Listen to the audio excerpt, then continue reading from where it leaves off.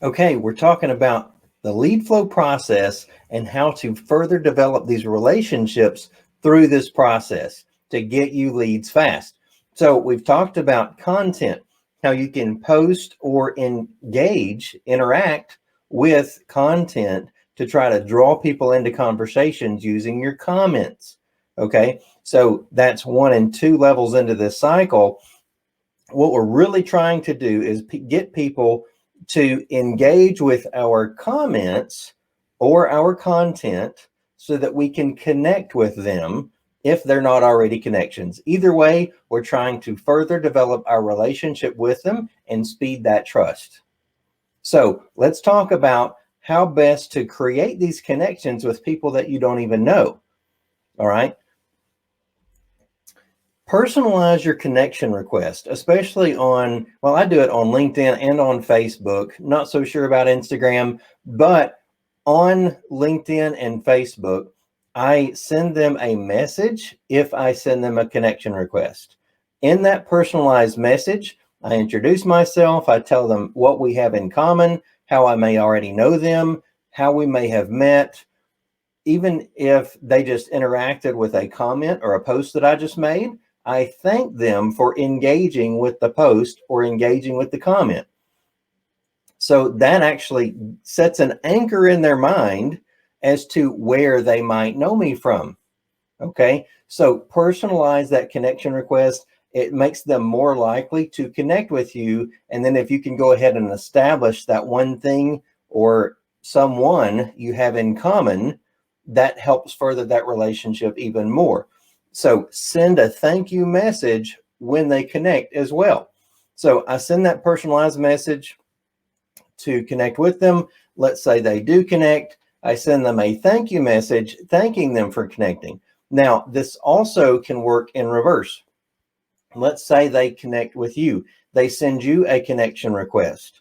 I go ahead and look at their profile to learn what we may have in common, who we may have in common. So I'm trying to learn that so that we can go ahead and deepen that relationship when I send them the thank you message for connecting with me.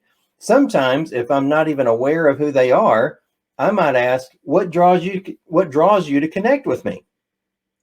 I want to know, what was it about my profile? What was it that we may have in common? Who was it that we may have in common that drew them to connect with me?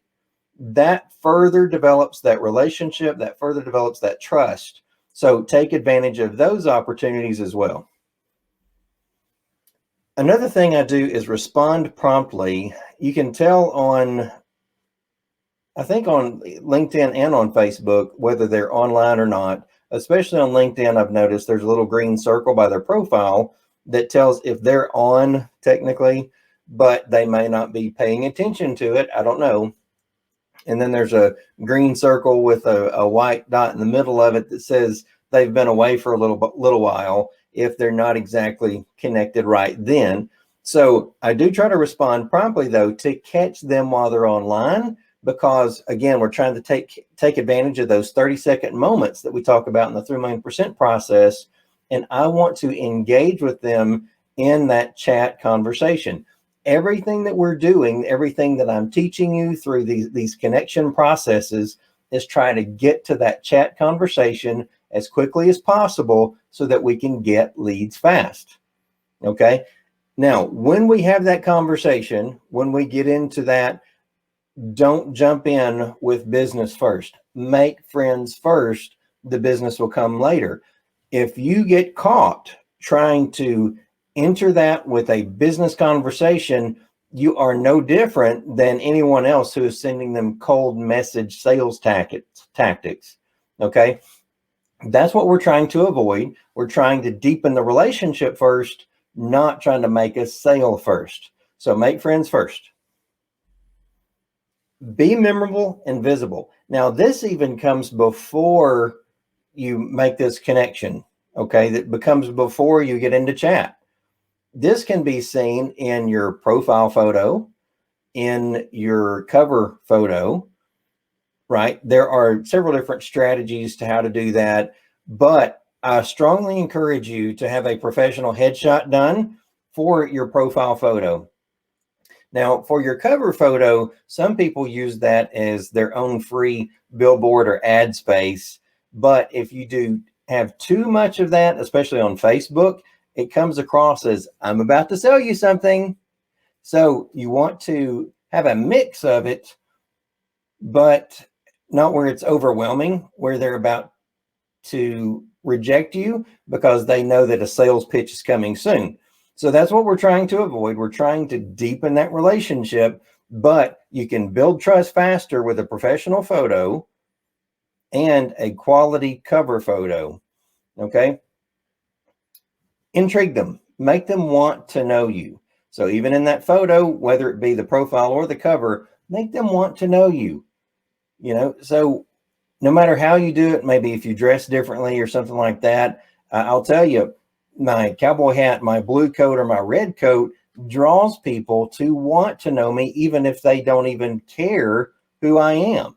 I've had several when I asked them that comment when we were connecting, and I sent them that initial message and said, what draws you to connect with me?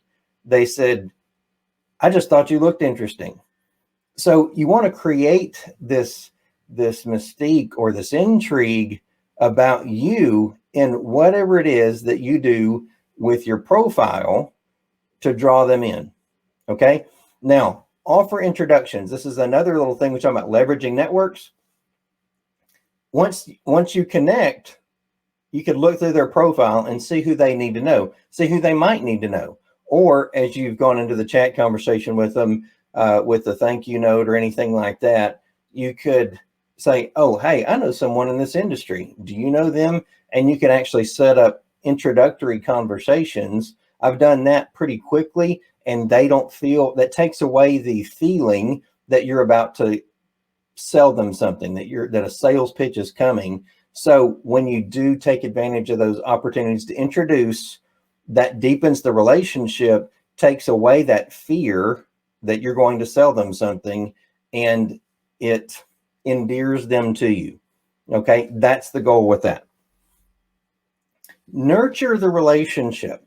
So many times you see a connection happen. You see the little messaging go back and forth, thanks for connecting, things like that. And a lot of times I think we are quick, but also they are quick to make a decision about our usefulness to them.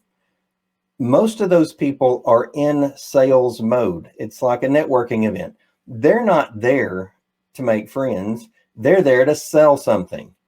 But if we can help them sell something faster, whatever it is they're selling, make those introductions, that endears them to us and makes them even want to know more about us.